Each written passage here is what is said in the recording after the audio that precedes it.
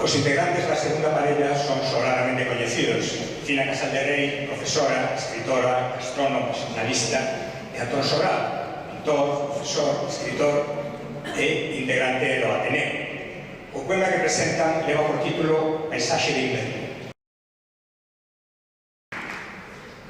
Paisaxe de inverno. De construción de Antón Sobral a partir dun poema do poeta palestino Mahmoud Darwish sobre os nenos e nenas de Palestina.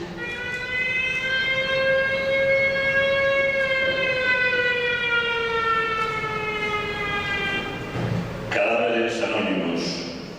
Cadáveres anónimos. Ningún esquecemento nos une, ningún recordo nos separa, mentras nos preguntamos como resucitar a vida. Segundo a ONU, Israel matou en Gaza máis nenos e nenas palestinos ca homes e mulleres. Esquecidos na herba dos invernos, entre longas historias de valentía e sufrimento, aínda alimentan a esperanza de recitaren un poema ao inimigo. 20.000 nenos e nenas mortos, 7.000 nenos e nenas feridos, 21.000 nenas e nenos desaparecidos. Eu son a vítima. Non, eu son a única vítima. Non responderon. Unha vítima non mata a outra vítima. En esta historia hai un asasino e unha vítima. Soldados israelitas disparan e asesinan.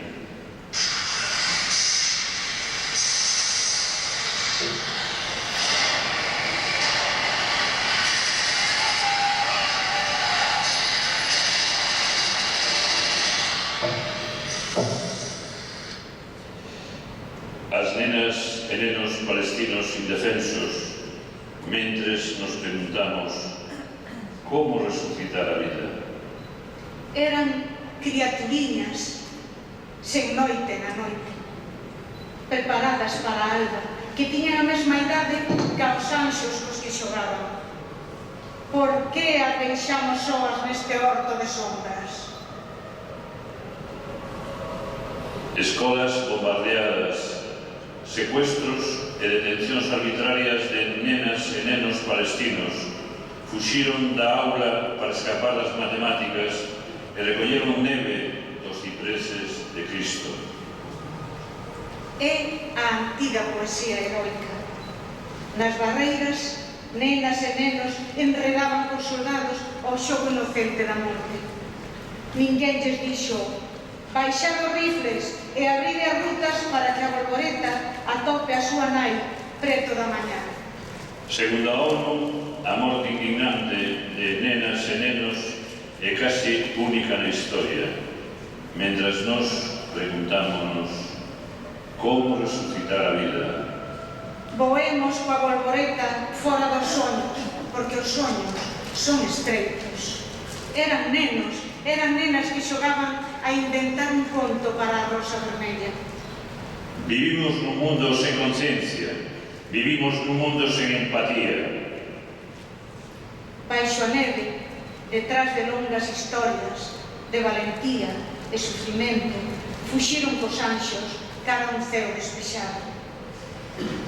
E Nos aquí, lonxe de Gaza, cada luns con persoas protestando na Praza da Peregrina, e os asasinos seguen a matar nenas e nenos en Gaza, e os asasinos seguen a matar nenos e nenas en Gaza. Non queda tempo para o tempo.